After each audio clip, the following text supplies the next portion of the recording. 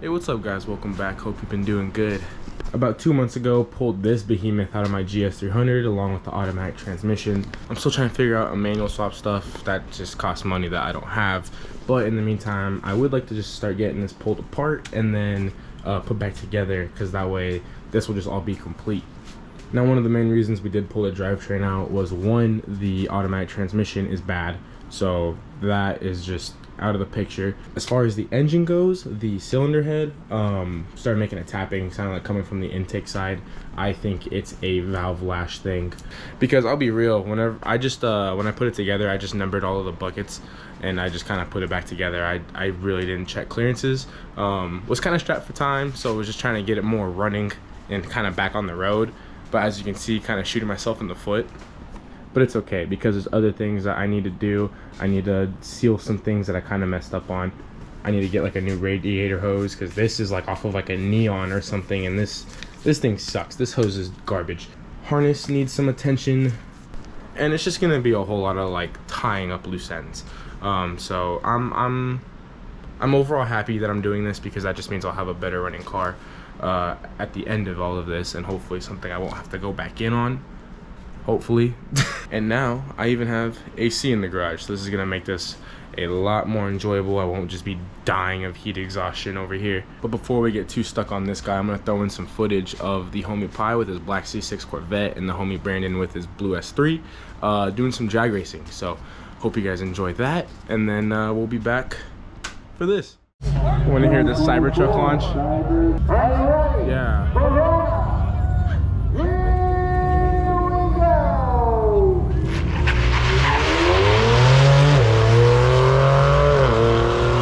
Ready to race, sir? Yup. Yeah, ready to get it? ready to bog? Nope. Not ready for that. You ready to race, sir? Yeah. Yeah? Yeah.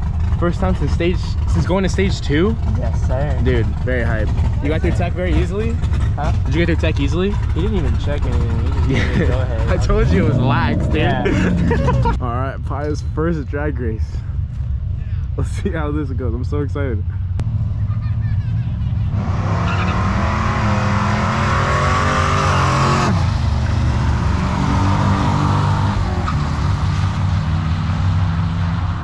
Spot on, dude. I asked him, what are you gonna run? He said a high 8.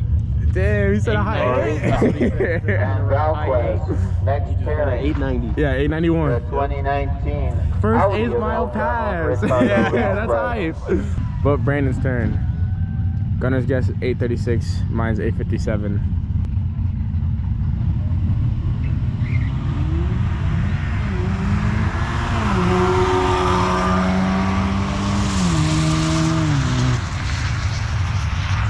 $785. Shit on our prediction. Yeah, both of my predictions were wrong. He went a whole second faster. Yeah. Dude. All right. That was pretty sick.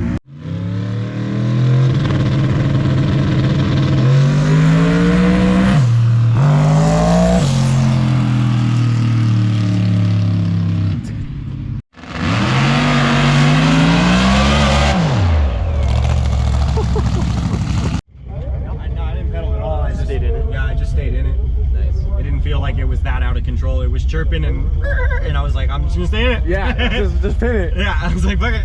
And so a little burnout in the beginning. Yeah, clear them off. Yeah. Just a little burnout. Just a little clean them off, you know. Yeah. Get the water off. But no, it looked good though. It definitely made us realize how quiet your car was. That's for sure. So quiet. It's like being out here, bro. I'm like, oh my god. You have all these big ass cam guys. Dude. I like this freaking C5. He's just an LS1, but homie's got a big old hog cam in that bitch. Yeah. So I'm like, damn it. You need that ASAP. I know. I just need to put it in. Yeah, put your cam in. All right, let's see the slip. Wait, hold on, let me get my flashlight. There we go. God, dude. 78. 88. Dude, we hella undermined your fucking pass. Yeah. Really? Yeah. We were like guessing, and I was like, he was like a 8.5, and I was like, I'll give him like an 8.3. You come out here with a 7.8. Yeah. Let's go. Yeah, dude. No, that was sick. Yeah. It left really good. Like, only thing you could probably change is like your timing. Yeah. Yeah. if the water box, go around it. Yes. Go around That'll it. help to keep water off your tires. Okay. Yeah. It'll help with the launch. Okay. Alright. Uh-oh. Oh no. Not the Hellcat.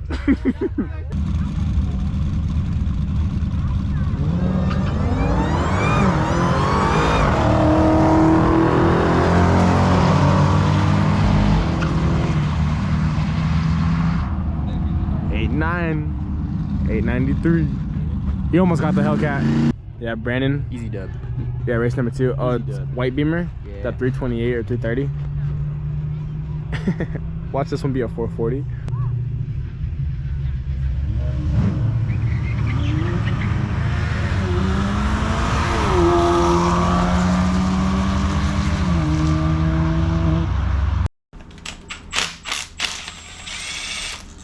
One of the things I'm gonna have to do whenever this is going back together is upgrade my ignition system. I am still on the wasted spark setup, so don't get me wrong, it works, but it's not the best, especially for trying to push power. Plus this is all messy. We don't like messy. Guys, look at this. Look at this, man. What am I doing? Is this even like... Oh, there we go. I pushed it in a little bit. Jesus, dude. This is what I mean. This harness is destroyed. It is just not good. I would like to get a really nice like rye wire harness, but we'll see if the budget can account for that.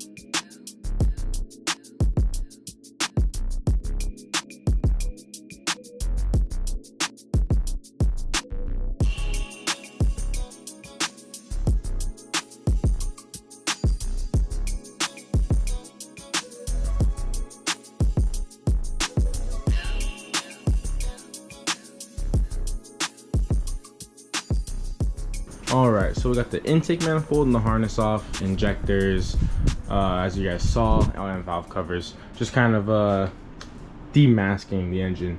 It's always funny how much smaller it is whenever you remove the intake and the exhaust manifold on these engines. But looking at all the chambers and stuff, let me see if I can get a good glimpse. Like the valves don't look bad, you know. All the ports are still really clean. Granted, there wasn't a whole lot of driving on this engine, maybe like 1,500 miles max. But regardless, it's still looking actually really healthy. I was looking at the intake manifold.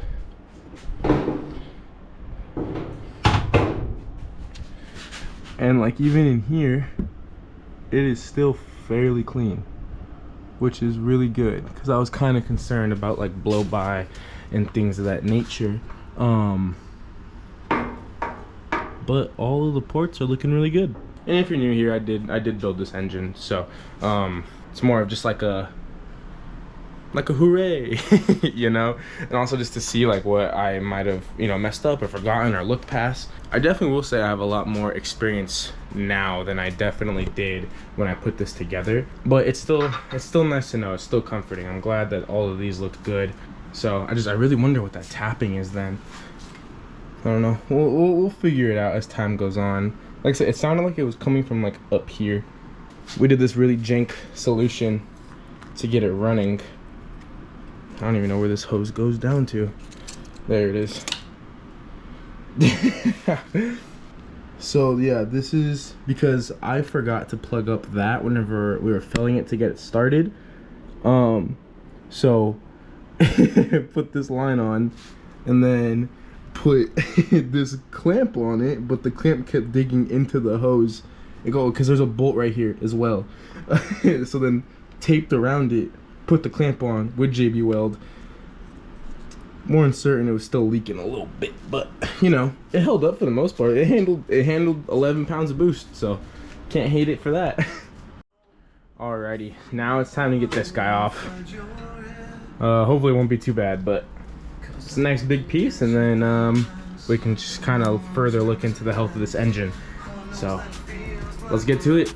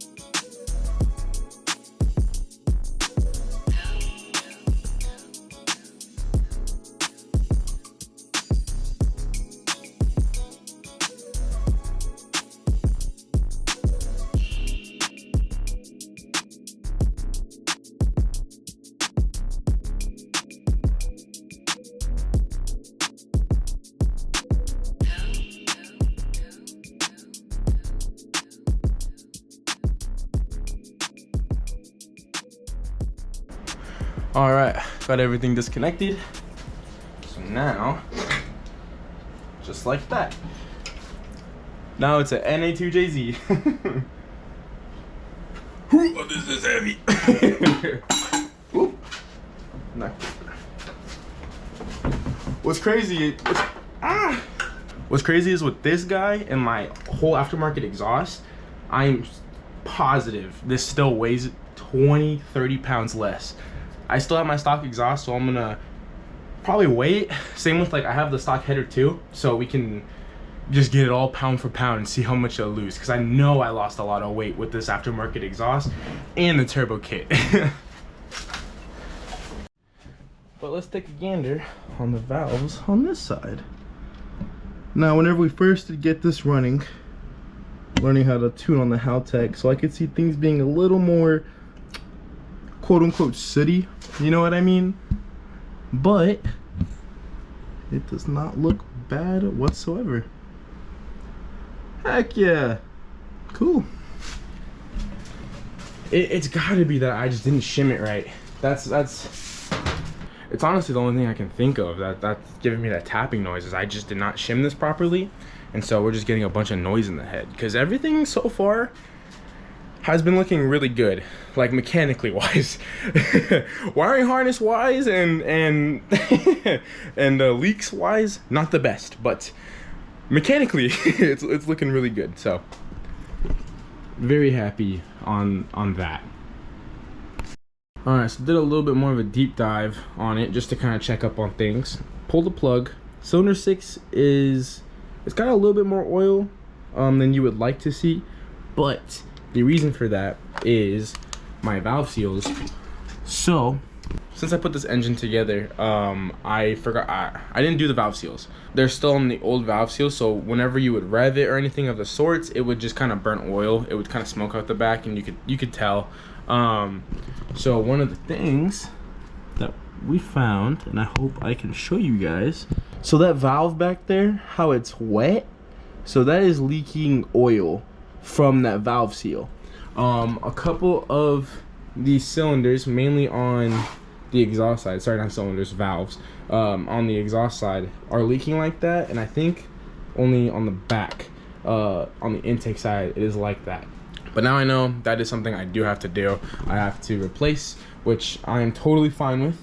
But like the rest of these spark plugs, I mean, like here, cylinder 2, she's old. I haven't changed these plugs since we got the engine running, but they're all just really good shape. Number 6 is really the only wet one, but the rest of them are pretty good. So I'm probably gonna call it here for today. I got the engine down where I wanted it to, and I also got an idea of the health of this engine to just kind of point me in a direction. Safe to say it's the direction I already thought I was gonna have to go in. So next time you guys see this engine, I'm gonna be pulling off the head. We'll be inspecting the block, making sure the pistons are okay, because from the top through the spark plug holes, besides like that cylinder 6 one from pulling in oil, they all look really good, which I'm very happy about. Hope you guys enjoyed. Hope to see you guys back for the next video, and yeah, have a good day.